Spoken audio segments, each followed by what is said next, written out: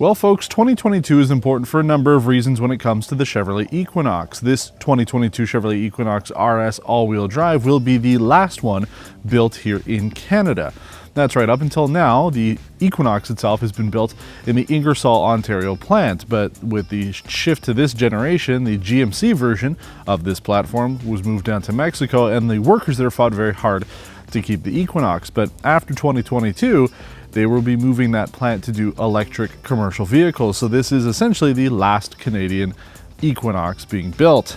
And I would have said that would have been the number one reason to buy this vehicle if you lived in Canada, to be able to support our manufacturing industry, because unfortunately there's not a whole lot going on when it comes to this compact crossover. That's right, this is a toaster. This is an appliance. We talk about this sometimes on test drive when it comes to some vehicles that are just meant to be a vehicle.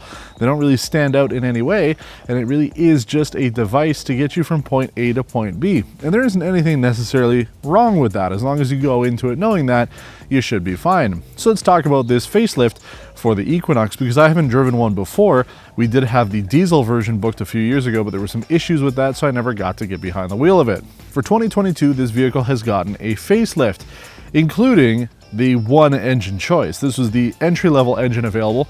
There was a much more powerful version, but Chevrolet has decided to make the 1.5-liter four-cylinder turbo the only engine available now on the Equinox. It produces 170 horsepower, 203 pound-feet of torque, and comes with only 6 speeds on the automatic transmission. Now, there is an all-wheel drive system on here. We do have a button like we saw on the Buick Enclave a couple weeks ago, so that is nice to be able to save a little bit on fuel, but we will be talking about the fuel economy when we take it on our road test. But essentially, the facelift has given this a new front and rear end design. The headlights have changed up a little bit.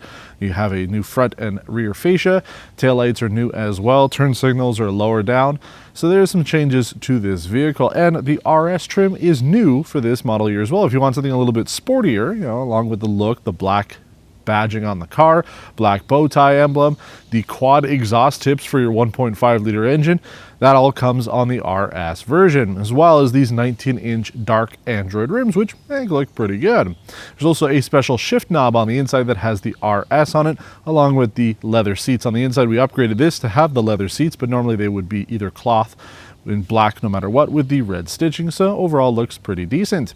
But this vehicle is pretty well equipped for about $38,000 Canadian or $36,000 in the US as configured. We have a lot of features like wireless Apple CarPlay and Android Auto, along with an 8-inch infotainment system that has a 7-speaker Bose audio system, along with navigation built in, a 360-degree camera system as well, which is a nice thing to have at this price point, along with pretty much all the safety tech that we would like to see. Active cruise control, lane keep assist, blind spot monitoring, the front and rear park assistant, as well as a new automatic parking assist system on this vehicle. So there's quite a few things on this. We have a rear power lift gate, a panoramic sunroof is an option on this as well. So there are quite a few things to make this compelling, but overall gives you a pretty decent idea of what the Equinox has to offer. The only trim above this would be the Premier, but we have the more sport-oriented one for us today. So let's take it on the road. We'll see how the Chevrolet Equinox performs, drives, and handles. We'll talk about the fuel economy and everything else you need to know if you're in the market for a 2022 Chevrolet Equinox RS all-wheel drive. Well, folks, let's get on the road. Let's talk about the Chevrolet Equinox, and starting off, as we always do, with the fuel economy. We completed our test loop in this vehicle in 8 liters per 100 kilometers. The US miles per gallon is below, which, yeah, it doesn't sound too bad, but let's see how it compares to some of the other vehicles, keeping in mind that this uses a 1.5-liter four-cylinder turbo engine. This is one of the smallest engines that we've tested, really the smallest one in the segment, the least amount of power in the segment so far that we've tested. So something like the Mitsubishi Outlander completed our test loop in 7.2 liters per 100 kilometers. The Mitsubishi's brother, the Nissan Rogue, completed it in 7.2 liters per 100 kilometers. The previous generation Kia Sportage, there's a new one out, new engines and stuff like that. We haven't tested it yet, so the 2021 that we had, 7.6 liters per 100 kilometers, and then even something like the Ford Bronco Sport that we drove, which, you know, is a little bit more off-road oriented, the one that we drove, 7.7 liters per 100 kilometers. So everything that we have tested recently that is not a hybrid, a just regular gas engine, is more efficient than this. I'm not quite sure why GM has decided to go with this engine only. Like, it's a cost issue for them mostly. So it's not great. And yeah, I mean, the power itself isn't ideal, you know, for a compact vehicle like this. I think a subcompact, it would be okay. But we talk about this often. It was one of the major complaints about the Mazda CX-5, not from me, but from other people, that it wasn't powerful enough with the 180-ish horsepower it had before. And Mazda offered the turbo engine, giving you more power. So this is quite underpowered for the segment. Yeah, I've just been driving it around with myself in it, getting on the highway and passing traffic. It is a bit of a chore, and I can imagine if you had a few more people in here or some luggage, it's not going to be great. Plus, again, this uses a 6-speed automatic transmission. The rest of the industry has moved to 8, 9, 10-speed automatics. They are better for fuel economy. A 6-speed in 2022, it's kind of old. So a few hits there on the mechanical portions of the vehicle.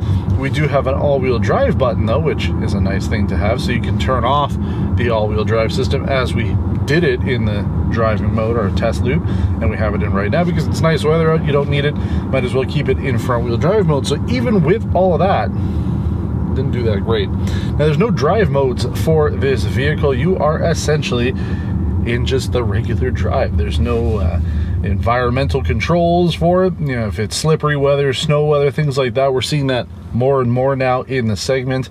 So it's another bit of a hit there. But again, you know, is it a bad thing that this really is just an appliance? No, not necessarily, as long as you know going into it.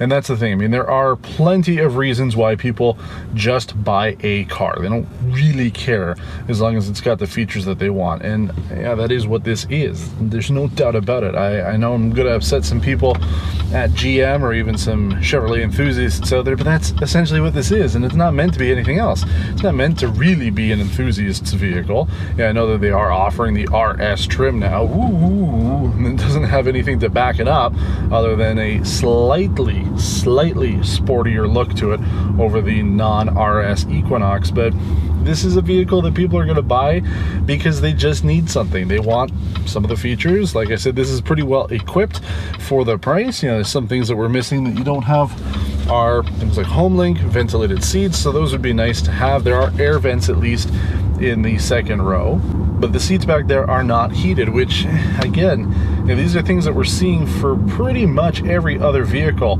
available in this segment. So there are some misses there. So again, it depends ultimately on what you're looking for. I don't necessarily think this is going to be super popular in Canada, despite the fact that this is still built here. I think this is going to be better in the US, where you don't necessarily need heated seats in every single market. But it is a bit of a bummer that GM is no longer going to be making this here. At least the Ingersoll plant will have something to build still. But I know that the workers there fought very hard to keep the Equinox a Canadian-built vehicle, so I hope it still works out for them now that they're going to be building the electric commercial vehicles for GM. But overall, I mean, this is pretty much what I expected, which wasn't a whole lot. It is an SUV. It's comfortable enough. I have enough space on here. The backseat space is adequate. The trunk space is good, and the comfort and ride is, again, adequate. There's nothing that stands out about the Equinox, and aside from the few missing features and the really underpowered engine, there isn't anything that is a major miss. I'm saying things that like you really should just avoid it. So it's all right. This is essentially what a 6-year-old would draw if they were asked to draw a car. This is it. You know, there's nothing overly remarkable about it, and for some people that's going to be okay, because not everybody needs something that's flashy. This really does just blend in. But there's not much more I can say about it. I mean, it pretty much is what it is. So if you have any questions about the Chevrolet Equinox, please let me know in the comments below. I do try to get back to everybody that I can. If you liked this toaster video, please give it a thumbs up, and also consider subscribing to our channel if you haven't done so already. Thanks for watching, and until next time, take care.